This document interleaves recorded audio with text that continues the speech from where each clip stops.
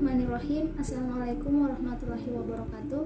Kembali lagi dengan saya Mei Siningsi dari program studi ilmu komputer kelas A. Baik, dalam video kali ini saya akan membahas seperti yang ada pada judul, yaitu penjelasan rumus-rumus Microsoft Excel beserta fungsinya. Oke, baik, langsung saja. Yang pertama yaitu SUM.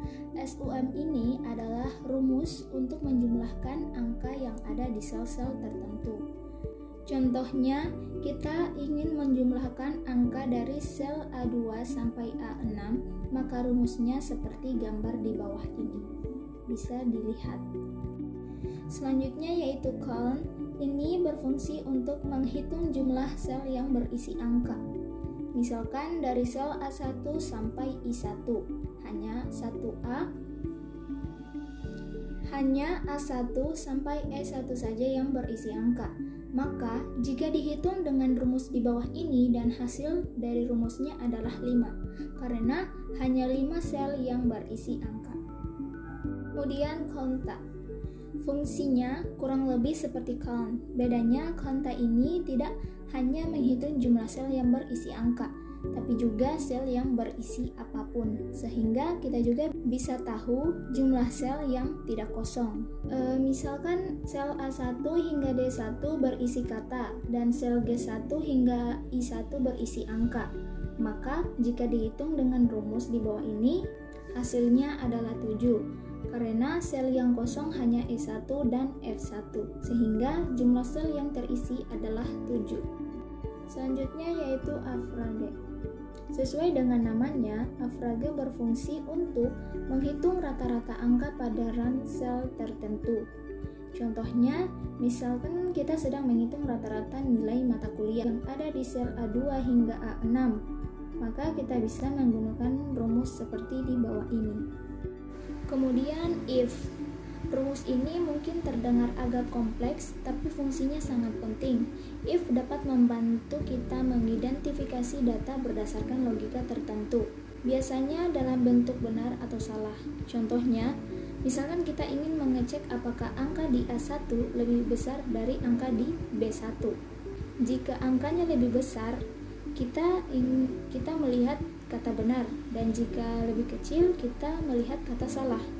Maka rumusnya akan seperti di bawah ini. Oke, selanjutnya yaitu max dan min. Rumus ini berguna untuk mencari angka tertinggi atau terendah di dalam suatu deretan data. Misalkan ada 9 siswa yang nilainya ditulis di sel A2 hingga A10. Jika kamu ingin tahu nilai yang paling tinggi, kita bisa menggunakan rumus di bawah ini. Sebaliknya, jika kita ingin tahu nilai yang paling rendah, kita bisa menggunakan juga rumus di bawah ini. Selanjutnya yaitu trim. Terkadang ada data yang tidak bisa diproses karena ada spasi berlebih di dalamnya. Hal ini dapat menimbulkan error saat proses kalkulasi. Disinilah rumus trim berguna. Jadi, rumus ini dapat menghapus spasi berlebih yang ada di dalam sel. Contohnya seperti spasi di awal kalimat, akhir kalimat, atau spasi ganda. Tapi ingat, rumus ini hanya bisa diaplikasikan pada satu sel saja. Jadi, Anda tidak bisa menggunakannya pada beberapa sel sekaligus, harus satu persatu. Contohnya seperti di bawah ini. Berikutnya yaitu OR.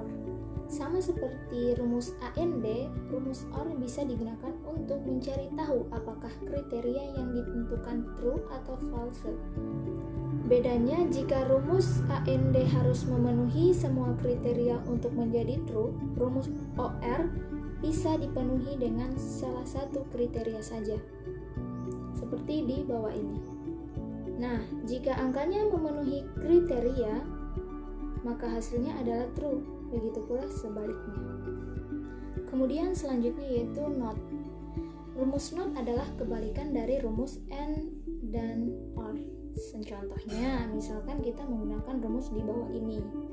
Berarti hasilnya adalah true jika angkanya tidak memenuhi kriteria. Sedangkan jika angkanya memenuhi kriteria, hasilnya adalah false. Oke, selanjutnya yaitu LIN. Ini berfungsi untuk menghitung jumlah karakter yang ada di dalam satu sel.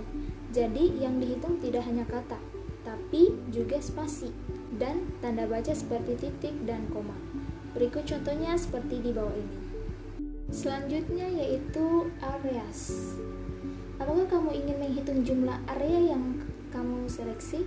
Jika iya, kita bisa menggunakan rumus areas. Jadi, rumus ini dapat menghitung jumlah area yang kita jadikan referensi. Contohnya, misalkan kita masukkan rumus di bawah ini.